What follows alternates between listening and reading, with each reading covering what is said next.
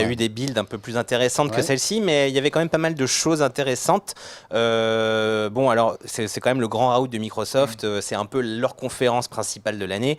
Donc voilà, c'est un peu quand même, ça donne le ton. Ça donne le ton. En ce moment même, il y a une deuxième keynote qui a plus trait au cloud, au service B2B de Microsoft, qui sont aussi évidemment éminemment importants pour l'entreprise. Mais là, hier, c'était en fait centré sur le personal computing, sur l'informatique de Monsieur Tout le Monde.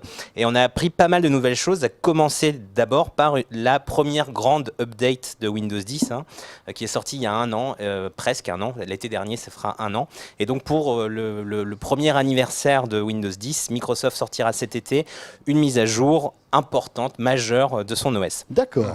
Voilà, donc ils ont détaillé ce qu'il y avait dans cette mise à jour. Il y a plusieurs choses nouvelles, à commencer par une meilleure gestion de l'écriture manuscrite. On sait que Microsoft, c'est un dada pour Microsoft depuis le début des années 2000. Ils tiennent à ça, ils ont dans tous leurs produits, sur Facebook, sur Fast, etc., ils ont inclus ce stylet et on peut écrire déjà avec.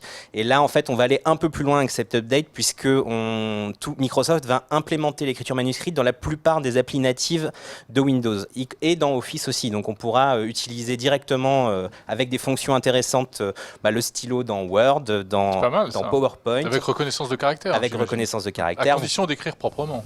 Voilà. En général. Voilà. Bon, ça marche plutôt pas mal. Les médecins s'abstenir. Oui, c'est vrai. Que l'ordonnance dans mon Toubib, moi, elle passera pas.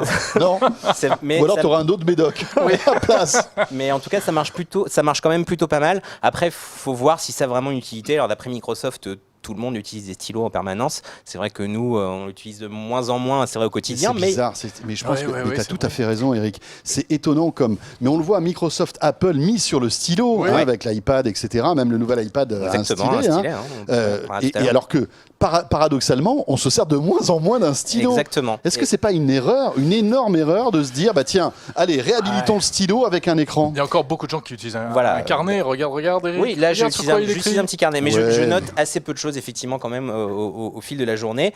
Ça a quand même des utilités intéressantes pour, imaginons, des gens qui doivent bosser sur un projet, des étudiants. On peut imaginer pas mal de scénarios, mais c'est vrai, en tout cas, que dans cette version de Windows, il y aura pas mal de nouveautés à ce sujet. Ils ont aussi intégré une petite règle, comme chez Apple, pour pouvoir tracer des traits droits facilement. Il y aura aussi un nouveau centre de contrôle pour toutes ces applications qui bénéficient du stylet dans Windows. Donc voilà, ça c'est Windows Ink et c'est une des nouvelles fonctions de Windows anniversaire qui arrivera donc cet été.